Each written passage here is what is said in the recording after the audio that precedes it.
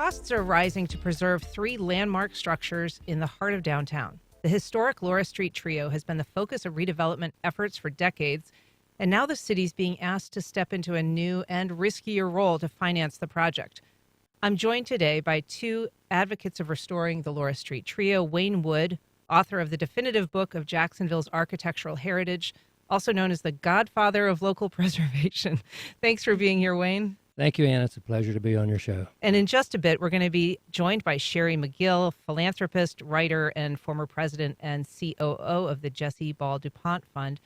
But to our listeners, what are your thoughts about saving historic downtown structures, and how far should the city go to save them? We want to hear from you. Give us a call at 549-2937. Email us at firstcoastconnect@wjct.org, or message us on Facebook and Instagram. You can also tag us on X at FCC On Air. Wayne, let's start with the Laura Street Trio. Explain to us what we're talking about when we talk about the Laura Street Trio.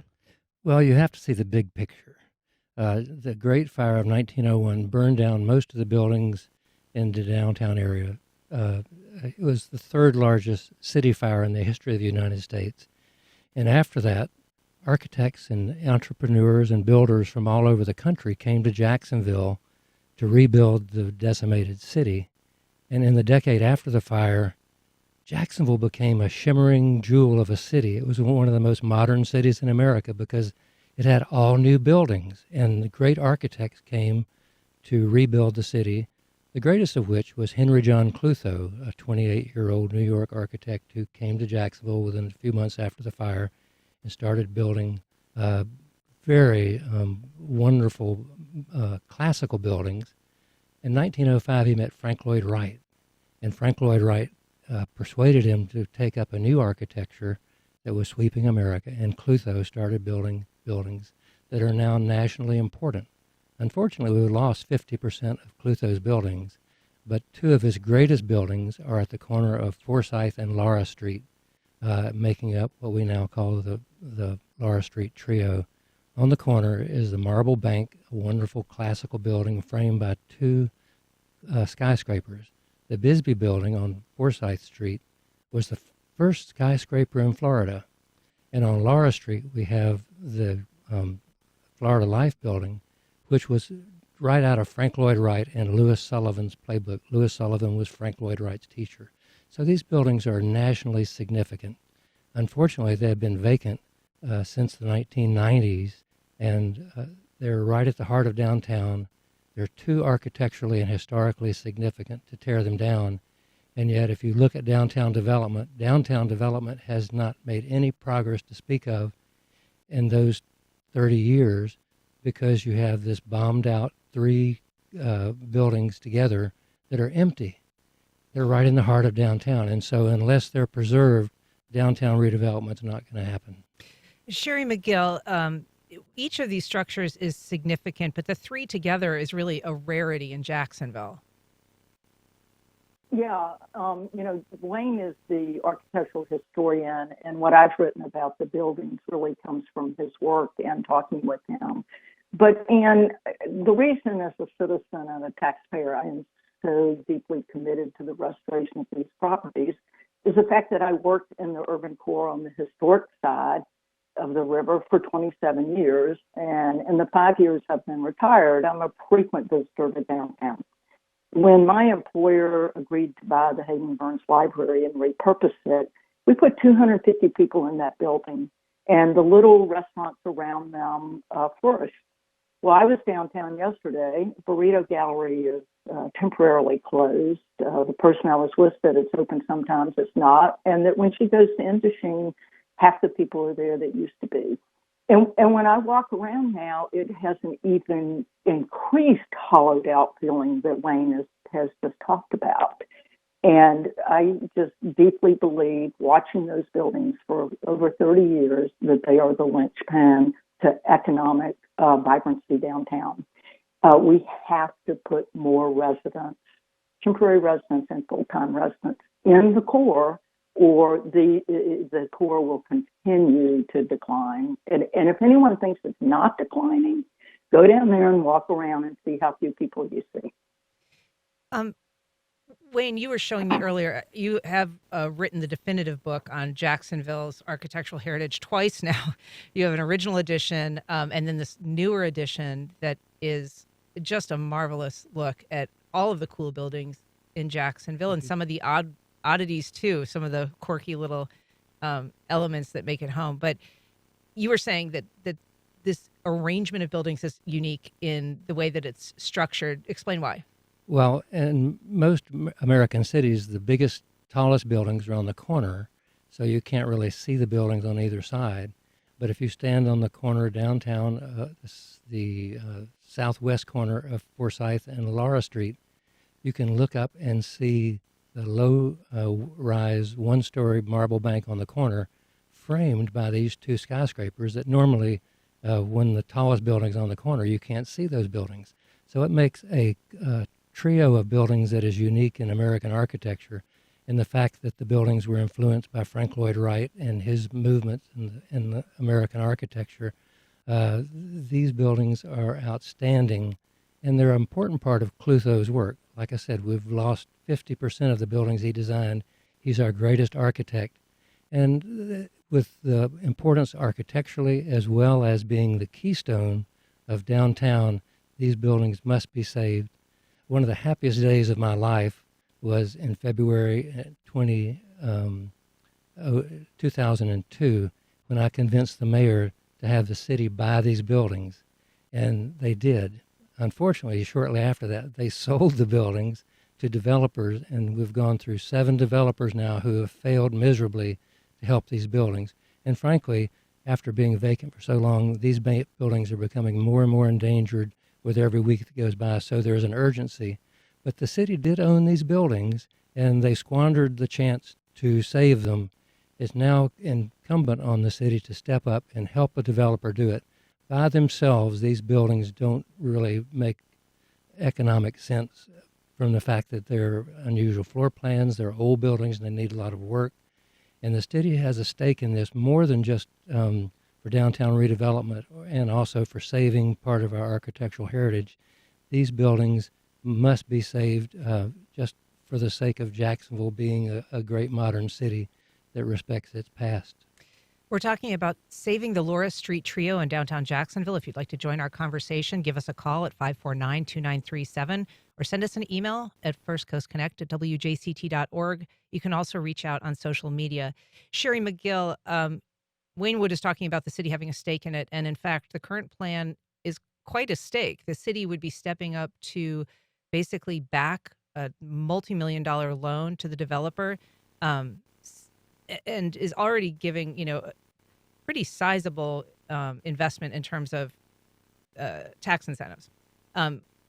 Is there an upper limit of what the city should pay? Are there concerns that the costs have risen and that the city's stake is growing? Well, so the second question, are costs increasing? Of course, they're increasing for the reasons that Wayne suggested. The buildings, the longer they sit vacant, the more expensive it will be to restore them. Doing historic preservation, I can just tell you from doing the Hayden Burns, which was in great shape, it's financially difficult. Upper limit for the city, that's for the mayor, city council to decide. I know the current deal has challenges because I've talked to enough folks over there to know that. I do believe that this current administration would like to see these buildings come back online and restored. Time is of the essence because as Wayne said, the buildings continue to deteriorate as they sit vacant. And then the last thing I would say is that, a city budget is about setting priorities. And we've set a lot of priorities that don't center in the urban core when it comes to revitalizing downtown. We took the approach that we build from the outside in, let the evidence, just look at it, and we can ask ourselves, was that the smartest approach? Interest now seems to be moving over to the stadium district. So, I think it's a matter of priorities. Certainly the city should get the best deal it can for taxpayers. But I would just submit that because we own the stadium, we talk about a huge dollar figure under the idea that the public owns the building and we lease it to a private entity. There has to be a way out of this. We have to find common ground around prioritizing these properties and finding a deal that works for everybody. So you say, the current administration would like to save these buildings. I think it's fair to say that every previous administration would like to save the buildings. But Wayne Wood, this cost really has risen. I think just since March of 2021, the project was anticipated to cost around $70 million. It's now up to about $165 million. It just seems like an enormous increase. Is that because of the building's deterioration, rising construction costs? What's happening there? Construction costs have gone through the roof, as every builder will tell you. Plus the fact that, Sherry mentioned, the buildings are getting in poorer shape. But we have an opportunity. The developer that has currently been working on these buildings for many years has a Marriott hotel locked up to go in these buildings. He's got market rate housing for workers that can afford it. This is a valuable asset for the city in more ways than one. And the city subsidizes projects all the time, ones that are far less important than this one. The Jaguar Stadium, for one. There are restoration developments all over the city that are getting input from the city financially, and these buildings deserve it. And the city has a stake in these that goes far beyond what the dollar cost is. The amount is big, but the return on investment is going to be way, way bigger than any other thing the city could put money in downtown Jacksonville. There's a really creative approach. And, Go ahead, Sherry. and if I could just add, Wayne said market rate, he meant affordable rates I did. for 30% of the people in the apartment. Some of the projects we've done downtown, like the Gateway project, there is no percentage affordable rents that we know of. It's not articulated in the agreements. This developer is setting aside 30% of those units at 80% of the area median. And I know Jax today had a piece yesterday about what the median income is, household income is now. That continues to rise. So I think, kudos to the developer because we must incentivize affordable housing. And the Mayor's Transition Committee on Housing articulates that position. I don't understand why we continue to invest the public's money into housing development in and around historic downtown that doesn't include a certain percentage of affordable housing. It just doesn't make any sense to me. And so that, to me, should be an added incentive for these developers.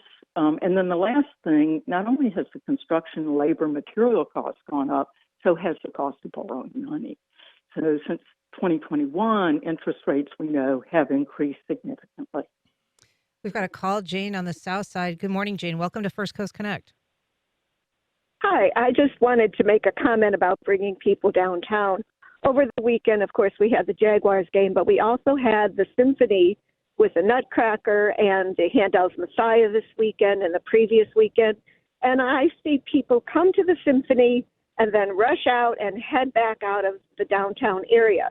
There seems to be a lack of coordination for these thousands of people who come to these events to then stay in the city and have a post-matinee cocktail or dinner or pre-theater cocktail or dinner. There's lack of coordination to incent people to stay in the city once they drive into the city. And I've seen in other cities where with planning, we could, as the development and redevelopment goes on, somebody can be thinking ahead to how do we coordinate keeping these people and incent them to go to the restaurants downtown and to the different areas and make it easy for them to walk to them or transport to those events. That's it. Thank you, Jane. Appreciate your call. Wayne, what of that? I mean, it's a fair comment. It doesn't seem like the city is in a place where it is incentivizing or really offering much in the way of places to go before and after. Certainly there's some places, but not it's not like a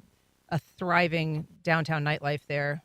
Well, part of that downtown thriving nightlife is due to the fact that we don't have enough people living downtown. And part of the Laura Street Trio project is to bring people down with affordable housing, to have a boutique Marriott hotel, to have restaurants. The Marble Bank is slated to be a restaurant. Would be one of the most gorgeous restaurants in the state of Florida if we could do that. So these are the sorts of amenities that take people living downtown to support them in order for people who visit downtown to want to stay and enjoy nightlife and retail shopping and all the other things that go with residential density downtown. We got an email from Joe. He says the buildings have been vacant for years and owned by multiple parties, including the city. They visually anchor the historic downtown urban core and create a sense of place. If the city council declines to reach agreement with the trio's owners, what is plan B? We don't need another parking lot or Lenny's lawn. All I say to that is amen. Thank you, Joe. Sherry, you mentioned the fact that this has a component of workforce housing, 30%, but it has involved an unusual deal with the Jacksonville Housing Authority. So the Jacksonville Housing Authority is, I guess, going to provide some financing now in order to further the cause of this element of affordable housing. Does that make the Jacksonville Housing Authority kind of a part owner of this building? How is that playing out in terms of the structure of the financial deal? Yeah, I don't know the answer to that specifically, Ian, but I would doubt it. I mean, I think it's an incentive that helps them achieve their goals. Everybody knows that it's not just a Jacksonville problem; it's a national problem. We have a growing housing shortage when it comes to rents that are affordable to working people, and that means our own people. We don't seem to have trouble with housing in terms of people who make high wages and can afford housing, but housing costs have gone through the roof. But you'd have to ask the developer and the authority, but I would doubt it. I think that they're simply a financial partner to achieve some of their goals. And there's also an element, Wayne, of the historic nature of these buildings. So the developer worked to get the buildings on the National Register. They are now on the National Register. That comes with certain tax credits as well. There are tax credits, but also requirements, and the requirements often are not much different than the tax credits, simply because they have to be done in a historic fashion. One of the great things about the current plan of this developer is that he would restore the great terracotta crown on the Florida Life building, one of Clutho's greatest works of art that was destroyed back in 1993 by the owner at the time, who tore it off the building. One of Jacksonville's great works of art. So the interior of the building would reflect the Prairie School design that Clutho once did. The Marble Bank would be restored to its beautiful interior with a skylight that is just delightful. And so those requirements are important. And so we're pleased that the current plans, and hopefully they'll go through, show these three buildings are set forward from the buildings that would be built around them. So they would, the buildings on either side of them would not be taller or would not be as close to the street. So the three buildings that are historic would stand out. And kind of retain their sense of place there. Their priority. Yeah. Susie from Facebook says, we must revive our downtown. Every major city in the South has developed a vibrant downtown in the past 20 years, except for Jacksonville. Why do we keep bringing civic leaders here to talk about how great their cities have become? Then lists Tampa, Chattanooga, Cincinnati. But we don't move forward with our own plans. We have renderings and plans, but no vision or action. Let's get this done. I've been a downtown advocate like Sherry for decades and decades, and we take one step forward and two steps back sometimes. I've been involved very much in the restoration of Hemming Park, now James Weldon Johnson Park, which has actually become quite a nice oasis of elegance and fun downtown. Not too many years ago, it was a haven for homeless and people who had no place else to go. And now it's a place where we have concerts and food trucks, and it's a haven for that. But it's just one element. You can't have only one part of downtown revive and expect all of it to revive. It's got to be a holistic approach. But also at the center of this is the Laura Street Trio. I'll come back to that. It is exactly in the heart of downtown. Laura Street is our new main street, connecting what will become the park where the landing once was, all the way to the City Hall, to our library, to the art museum, retail shops. It's got to be the essence of what we do to make our downtown come alive again. You can't have hollowed out buildings and empty buildings and parking lots be the main part of what takes place in downtown. It's got to be a place that people want to come and they feel safe, and there are attractions there that make them want to be there. New hotels, new housing opportunities are the key to getting people back downtown. It might be worth considering too. There definitely, Sherry, have been other buildings that have not maybe had the full support of the city at one time or another. I think back to the building that the Jesse Ball DuPont Fund is located in, the old Hayden Burns Library, which for a while was old, and people, I mean, obviously it's old, historic, but people sort of tired of hearing about it, and there was a lot of clamor for a while of just tear that down. It's it's an eyesore. People maybe didn't appreciate the architecture of was it Taylor Hardwick? Yeah. So Yeah. I mean, there's moods, I guess, that the city gets in about when something is worth appreciating and worth investing in. But that building is a good example of one that was saved. Yeah, and I learned such a great lessons doing that building. I'm not a native of Jacksonville, but that building came online in 1965. So most folks my age, most boomers, went to that library as kids and teenagers. And I've often believed, I've told Wayne, that one of the big lessons I learned doing that building was the elected leaders and appointed leaders missed the importance of the building. People had a story. Individuals, families, folks attached themselves to a narrative about that building. It wasn't about the architecture. It was the warm feeling they got when they went in that building. And it's the same feeling I felt when I walked in it. It just floods with light. And there are multiple studies that said, you got to restore the Hayden Burns, and you got to restore the trio, and then you restore that corridor, and lots of things would happen around it. But the number of people who have come up to me and said, "Thank you for helping save that building. I love it."